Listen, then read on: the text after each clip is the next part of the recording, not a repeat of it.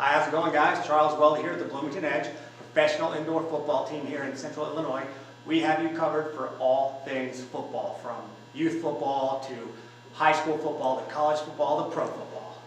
All right, today we're going to talk about the college football match of the week, who's going to be the Oklahoma Sooners versus the Ohio State Buckeyes. I got to warn you, I am a homer when it comes to the Oklahoma Sooners. I'm a third-generation graduate of OU. I'm picking them every week from here on out. Just know that. And I am also a diehard Ohio State Buckeyes fan, born in Columbus, so I am a baby Buckeye, and I'm going to pick them week in and week out. Awesome, so we'll be off to a great start. Any conversation about the Oklahoma Sooners has to start with Baker Mayfield. He is their guy under center. He's finished third in the Heisman voting last year, so you probably heard of him if you watched any college football. 70% completion rating last year, ridiculously efficient. And he was 19 of 20 last week. But Charles, not to mention, that was against UTEP. And also 2 interceptions versus the Ohio State Buckeyes last season, and the Ohio State Buckeyes did take the victory. Very true. Thanks for bringing that up. Very true. You guys probably know all there is to know about Mayfield, so we're going to move on past him. Let me look at that offensive line for OU. They are one of the top offensive lines in the country. It starts with Orlandis Brown. He is their big tackle on the outside. He's on the left. He's going to be a first-round pick this year, most likely, if he comes out. He's just a junior. He's, 6'8"-ish. He's a monster. Okay, the thing about OU's offensive line, they're big, but they're agile. They can move. They're great for that zone blocking scheme that Lincoln Riley has them running. They got a senior, they got 3 juniors, and a redshirt sophomore. They've been around the block. Other than that, let's look at the running backs. We know their O-line's good. We know Baker Mayfield's good. What we don't know, the unknown, the running back situation for the Sooners and the wide receiver situation.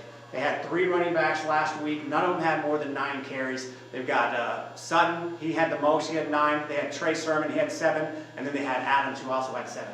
The good news is they all were over 5 yards a carry. The bad news is that's not a lot of carries going into the horseshoe. Same thing with the wide receiver core. They got to replace D.D. Westbrook. They got a lot of new guys. Big bright spot, and I mean big. Mark Andrews. Guy's about 250. Playing a tight end. We talked about Gronk on our show earlier. He could be the Gronk type of guy. They move him around. He's tough because he's huge, but he's agile. He's hard to bring down. Other than that, they have Jeff Today. CeeDee Lamb is another guy they're trying to get the ball to, and Jeff Mead. Jeff Mead's 6'5", but again, he's a freshman. He's a senior, but he hasn't played much, so he's kind of like being a freshman. Tell me a little bit about OSU defense. Big thing for the defense is our big, mean O-line. First guy for us, Tyquan Lewis. We thought we were going to lose to the draft last year, but thankfully he came back, and he's going to be a huge impact player for us. Had a big week last week. Next, Nick Bosa. Everyone knows Joey Bosa, the little brother. He is not going to be starting on the line, but he was still a huge impact player. Had a couple big stops last week, tackles for loss. Sam Hubbard, another guy, senior, coming in this year, going to be a huge impact player, definitely going to be a top pick in the draft. Those are 3 guys who in the future are definitely going to be first-round picks for us. Next, also another thing that I want to mention is the IU running back last week only had 24 yards rushing against the RD line, so that is just the epitome of our defense is definitely going to be to stop the run. Next, we have our linebacker, Jerome Baker. He's a solid player, didn't have a very good week last week. We kind of got torn apart in the offensive game. IU had over 400 yards passing, so our key, especially coming with Baker Mayfield, is definitely going to be stop the pass. We have a young DB core. We had lost a lot of guys, Garyon Conley, just one of the guys that we lost to the draft last year. The defense, the DBs have now been left with Denzel Ward to lead them, a young crew. At the beginning of the game against IU last week, they struggled, but definitely started to batten down the hatches. They ended up getting 2 interceptions in the second half and definitely started to pull away. So definitely going to have to focus on stopping the pass. Okay. When it comes to Oklahoma's defense, if you've been following the Sooners like I have, the one thing you're going to notice right away, they made a fundamental switch. They've gone from a 3-4 to a 4-3 this year. And if you've been watching them forever, you're watching with Switzer and all those guys, they were a 4-3. It's what they did. They made the change because of all the offense in the Big 12, right? And then now they went back to it. The purpose, they want to get more pressure with their front 4 and not to rely so much on blitzing. They also want to have some big beef up front because they ran on last year. I think Ohio State ran for just around 290 yards on them. They need more size up front. The main difference when you're talking about fundamental 3-4 versus 4-3, you get an extra defensive lineman instead of those outside hybrid types. So you're getting true traditional defensive linemen on the field like Gerald McCoy, the guys they used to have, guys like that. So it'd be interesting to see how that change takes effect. They did play last year, but they were a 3-4. OU was a 3-4 last year. So even though all that game film they had, you got to kind of switch it up because you're looking at a whole different front. Also, it's going to allow, the 4-3 allows your linebackers to run a little more. It helps keep those double teams off the linebackers, keeps your guards from climbing up to the second level. So I'd like to see those linebackers for OU running free. Bit of injury news on the secondary for OU. Jordan Parker, he's I think their third corner, so he's the first guy to come in. He had a knee injury and he's going to be gone for the season. He got hurt early, so they're going to miss him, but we'll see how they do. So, okay, defensively, or offensively, excuse me, for the Ohio State Buckeyes, JT Barrett, just like Baker Mayfield, a veteran guy, two guys that are very seasoned, know the game of football. Definitely stayed calm and composed in the second half of the game to kind of pull through for the Ohio State Buckeyes versus IU.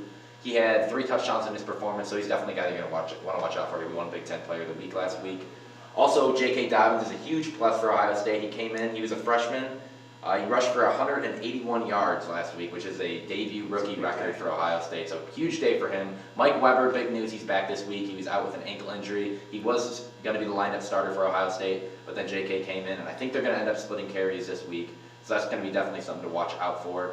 Over the top threats that we have found out about that we did not have last season, with the exception of Curtis Samuel, we have Johnny Dixon being the first one, had a huge 50-yard touchdown reception, and Paris Campbell, who showcased his speed with an outside run to the outside, which is a 50-plus yard touchdown. So 2 over-the-top threats that Ohio State didn't have last year, so something to watch out for. Let's look at the keys to victory. So anytime this game is at Ohio State, it's in Columbus, it's going to be loud. How is that noise going to affect the Sooners? When I think about the offensive line, as I mentioned, they've got a bunch of guys that have played. They played against Auburn in their last bowl game. They played the OU Texas rivalry.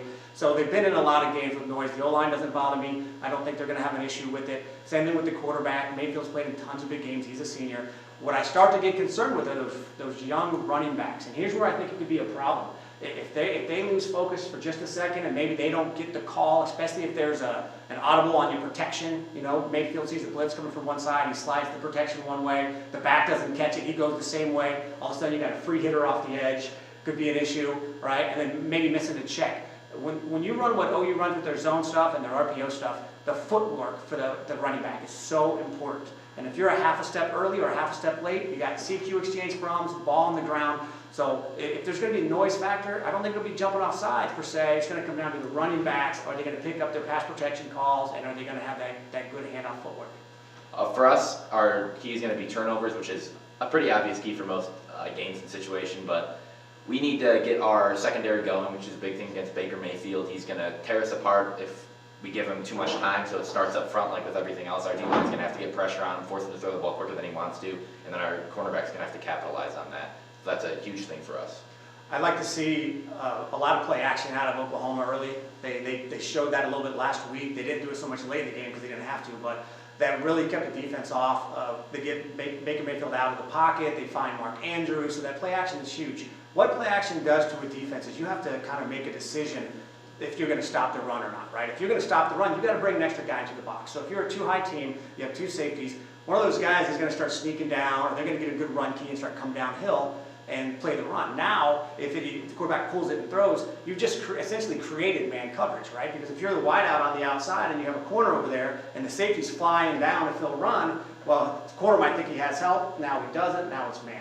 So I think that's going to be really key for Oklahoma, creating those play action situations, hitting Mark Andrews underneath. They got to find a way to stretch the field with one of the young wide receivers to get some deep balls. Absolutely, absolutely. So our offensive keys, we really need to move the football on the ground early. I think we need to control the pace of the ball game, which is sort of what we did against IU. We started with a really strong ground attack. It was kind of consistent throughout, and then we opened up the passing game in the second half, which is another thing that I like to do.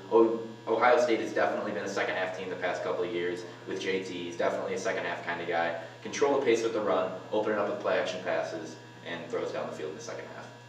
Got it. I'd like to see a little more pressure from Oklahoma with that 4-man front, but not rely so much on blitzing. They were a heavy blitz team under Stoops before. It'd be great to see if their DNs get the field a little bit more. It's been, they got a pretty good lineup there. So defensively, as usual, it's going to be about pressure, being sound, and getting those linebackers free to make plays. All right, well, guys, I appreciate you turning in today. If you have any more questions about the Edge, you want to learn about season tickets, I'd love to hear from you. Our office phone number here is 484-840-3343. Go Edge, and you guys enjoy this great football game.